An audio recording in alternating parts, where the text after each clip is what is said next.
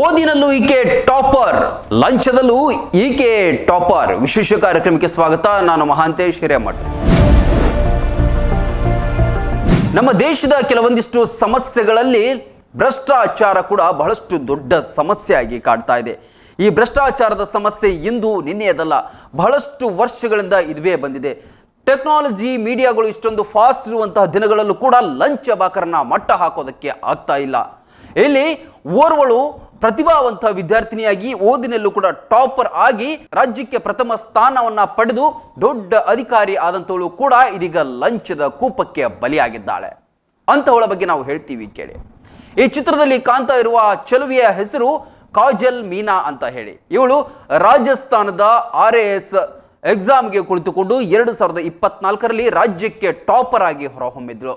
ಈಕೆಗೆ ಅಲ್ಲಿಯ ಸ್ಥಳೀಯ ಏನು ನಮ್ಮಲ್ಲಿ KS ಅಧಿಕಾರಿ ಇರ್ತಾರೋ ಅದೇ ರೀತಿಯಲ್ಲಿ SDM ಅಂತ ಹೇಳಿ ಕರೀತಾರೆ, ತಹಶೀಲ್ದಾರ್ ಮಟ್ಟದ ಅಧಿಕಾರಿಯಾಗಿ ಇವಳು ಆಯ್ಕೆ ಆಗ್ತಾಳೆ. ಆಯ್ಕೆಯಾದಂತಹ ಕೆಲವು ತಿಂಗಳಲ್ಲಿ, ಕೇವಲ 6 ತಿಂಗಳಲ್ಲಿ ಈಕೆ ಲಂಚವನ್ನು ತೆಗೆದುಕೊಳ್ಳುವಾಗ ಅಲ್ಲಿಯ ಭ್ರಷ್ಟಾಚಾರ ನಿಗ್ರಹ ದಳ ದಾಳಿ ಮಾಡಿ ಈಕೆಯನ್ನು ವಶಪಡಿಸಿಕೊಳ್ಳುತ್ತೆ. ಎಷ್ಟೊಂದು ವಿಚಿತ್ರ ಅಲ್ವಾ? ಕಷ್ಟಪಟ್ಟು ಓದಿದ್ಳು. 2024ರಲ್ಲಿ ಈಕೆ ರಾಜಸ್ಥಾನದಲ್ಲಿ ನಡೆದಂತಹ RAS ಪರೀಕ್ಷೆಯಲ್ಲಿ ಟಾಪರ್ ಆಗಿ ಹೊರಹೊಮ್ಮಿದಾಗ ನಮ್ಮಂತಹ ಅದೆಷ್ಟೋ ಮೀಡಿಯಾಗಳು ಈಕೆಯನ್ನ ಮಾದರಿ ಮಹಿಳೆ ಅಂತ ಹೇಳಿ, ಈಕೆ ಇತರರಿಗೂ ಕೂಡ ಯುವ ಜನತೆಗೆ ಮಾದರಿ ಅಂತ ಹೇಳಿ ಬಿಂಬಿಸಿದ್ವಿ. ಆದರೆ ಇಂತಹ ಕಾಜಲ್ ಮೀನಾ ಏನು ಆಗ ಕಷ್ಟಪಟ್ಟು ಓದಿರ್ತಾರೆ, ತಮ್ಮ ಪ್ರತಿಭೆಯನ್ನು ತೋರಿಸಿರ್ತಾರೆ, ಎಷ್ಟೋ ಜನರಿಗೆ ಮಾದರಿ ಅಂತ ಆಗಿರ್ತಾರೆ. ಮುಂದೆ ಇಂಥವರು ಬಂದು ಇಂತಹ ಭ್ರಷ್ಟಾಚಾರದಲ್ಲಿ ಅಥವಾ ಲಂಚದಲ್ಲಿ ತೊಡಗಿಕೊಳ್ಳುವಾಗ ನಾಚಿಕೆಗೇಡಾಗತ್ತೆ. ಯಾಕಂತ ಹೇಳಿದರೆ ಇವರು ಸಮಾಜಕ್ಕೆ, ದೇಶಕ್ಕೆ ಸೇವೆಯನ್ನು ಸಲ್ಲಿಸುವಂಥವರೇ ಈ ರೀತಿಯಾಗಿ ಮಾಡಿದರೆ ಬೇರೆಯವರ ಪಾಡೇನು, ಬಡ ಜನತೆಯ ಪಾಡೇನು? ಅದರಲ್ಲೂ ಕೂಡ ಒಂದು ಯಾವುದೋ ಜಾಗದ ವಿಷಯವನ್ನು ಸರಿಪಡಿಸೋದಕ್ಕೆ 60,000 ರೂಪಾಯಿ ಮೊದಲು ತೊಗೊಂಡಿದ್ರಂತೆ.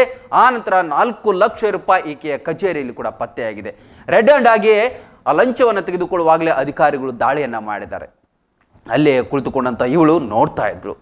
ಕೇವಲ 6 ತಿಂಗಳು ಪೋಸ್ಟಿಂಗ್ ಆಗಿ ಕೇವಲ 6 ತಿಂಗಳಲ್ಲೇ ಲಂಚದ ಕೂಪಕ್ಕೆ ಬಲಿಯಾಗಿದ್ದಾಳೆ. ದೇವರ ಮೇಲೆ, ದೇಶದ ಮೇಲೆ ಪ್ರಮಾಣ ಮಾಡಿ ನಾವು ನಿಷ್ಠಾವಂತರಾಗಿ ಪ್ರಾಮಾಣಿಕವಾಗಿ ಕೆಲಸ ಮಾಡ್ತೀವಿ ಅಂತೇಳಿ ಪ್ರಮಾಣವಚನ ಮಾಡಿ ಅಧಿಕಾರಕ್ಕೆ ಬಂದವರೇ ಅಂತ ಈ ರೀತಿಯಾಗಿ ಮಾಡಿದರೆ, ದೊಡ್ಡ ದೊಡ್ಡ ಅಧಿಕಾರಿಗಳು ಈ ರೀತಿ ಮಾಡಿದರೆ ಅಲ್ಲೇ ಇರ್ತಕ್ಕಂಥ ಸಣ್ಣ ಪುಟ್ಟ ಗುಮಾಸ್ತರಾಗಿರ್ಬೋದು, ಕ್ಲರ್ಕ್ಗಳಾಗಿರ್ಬೋದು, ಅವರ ಕೆಳಗಿನವರು ಏನು ಮಾಡ್ತಾರೆ, ಅವರು ಕೂಡ ಈ ಲಂಚದ ಕೂಪಕ್ಕೇನೆ ಬಲಿಯಾಗ್ತಾರೆ. ಕೇವಲ ಇದು ರಾಜಸ್ಥಾನದ ಕಥೆಯಲ್ಲ, ಇಡೀ ದೇಶದ ತುಂಬ ಪ್ರತಿಯೊಂದು ಗ್ರಾಮ ಪಂಚಾಯತಿಯಿಂದ ಹಿಡಿದುಕೊಂಡು ಕೇಂದ್ರ ಸರ್ಕಾರದ ಕಚೇರಿಗಳಲ್ಲಿಯೂ ಕೂಡ ಈ ರೀತಿಯಾದಂತಹ ಭ್ರಷ್ಟಾಚಾರಿಗಳು ತಾಂಡವವಾಡ್ತಾ ಇದ್ದಾರೆ. ಎಂಥವರಿಗೆ ಬಿಸಿ ಮುಟ್ಟಿಸುವಂಥ ಕೆಲಸಗಳು ಆಗಬೇಕು. ಕೇವಲ ಸ್ವಲ್ಪ ದಿನ ಮಾತ್ರ ಅವ್ರನ್ನ ಸಸ್ಪೆಂಡ್ ಮಾಡಿ ವಾಪಸ್ ಅವ್ರನ್ನ ಜಾಬಿಗೆ ಸೇರಿಸ್ಕೊಳ್ಳುವಂಥದ್ದು ಮಾಡಬಾರ್ದು. ಅವರಿಗೆ ಕಠಿಣವಾದಂಥ, ನಿರ್ದಾಕ್ಷಿಣ್ಯವಾದಂಥ ಲೈಫ್ ಟೈಮ್ ಅವರಿಗೆ ಆ ಜಾಬ್ ಇಲ್ಲದ ಹಾಗೆ ಮಾಡಿದಾಗ ಮಾತ್ರ ಇಂತಹ ಭ್ರಷ್ಟ ಅಧಿಕಾರಿಗಳಿಗೆ ಬುದ್ಧಿ ಬರುತ್ತೆ. ಇಲ್ದಿದ್ರೆ ಅಲ್ಲಿ ತನಕ ಬರೋದೇ ಇಲ್ಲ. ಇತ್ತೀಚೆಗೆ ಹಲವಾರು ಭ್ರಷ್ಟಾಚಾರದ ಅಧಿಕಾರಿಗಳು ಬಲೆಗೆ ಬೀಳ್ತಾ ಇದ್ದಾರೆ. ಇದು ಇತರರಿಗೂ ಕೂಡ ಒಂದು ತಕ್ಕ ಪಾಠ ಆಗಬೇಕು. ಇಲ್ಲಿ ಕಾಜಲ್ ಮೀನಾ ಅಂತವಳು ಕಷ್ಟಪಟ್ಟು ಸಂಪಾದನೆ ಮಾಡಿದಂಥ ಹುದ್ದೆಗೆ ಇವಳು ಚ್ಯುತಿ ತಂದಿದ್ದಾಳೆ. ಇಂಥವರಿಗೆ ತಕ್ಕ ಪಾಠ ಕಲಿಸಲೇಬೇಕು. ಇದಾಗಿತ್ತು ಇವತ್ತಿನ ವಿಶೇಷ. ಲೇಟೆಸ್ಟ್ ಸುದ್ದಿಗಳಿಗಾಗಿ ನೋಡ್ತಾ ಇರಿ ರನ್ ಟಿವಿ. ಇದು ಸಾಮಾಜಿಕ ಚಿಲುಮೆ. ಮುಧೋಳದ ಪ್ರತಿಷ್ಠಿತ ಶಿಕ್ಷಣ ಸಂಸ್ಥೆ Shri Sangamnath international CBSE English medium ಮತ್ತು ಕನ್ನಡ ಮಾಧ್ಯಮ ಸ್ಕೂಲಿನಲ್ಲಿ ಅಡ್ಮಿಷನ್ ಆರಂಭವಾಗಿದೆ. ನುರಿತ ಬೋಧಕರು, ಡಿಜಿಟಲ್ ಕ್ಲಾಸ್ ರೂಮ್, ಸುಸಜ್ಜಿತ ವಿಜ್ಞಾನ, ಗಣಿತ, ಕಂಪ್ಯೂಟರ್ ಲ್ಯಾಬ್ಗಳು, ವಿಶಾಲವಾದ ಆಟದ ಮೈದಾನ, ಸ್ಕೂಲ್ ಬಸ್ ಸೌಲಭ್ಯಗಳಿವೆ. ಇಷ್ಟೇ ಅಲ್ಲದೆ ವಸತಿ ಶಾಲೆಗಳಿಗೆ ಆಯ್ಕೆಯಾಗಲು ಬೇಕಾದ ಉಚಿತ ಕೋಚಿಂಗ್ ನೀಡಲಾಗುತ್ತೆ. ಸುಂದರ ಪರಿಸರ ಮಕ್ಕಳ ಕಲಿಕೆಗೆ ಮುದ ನೀಡುವಂತಿದೆ.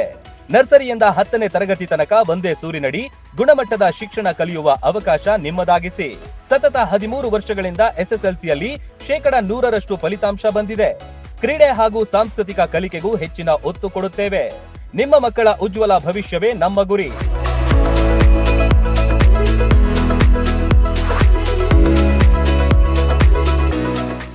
ರನ್ ಟಿವಿ ನ್ಯೂಸ್ ವಿಡಿಯೋಸ್ ನೋಡಲು ಸಬ್ಸ್ಕ್ರೈಬ್ ಮಾಡಿ, ಬೆಲ್ ಐಕಾನ್ ಪ್ರೆಸ್ ಮಾಡಿ.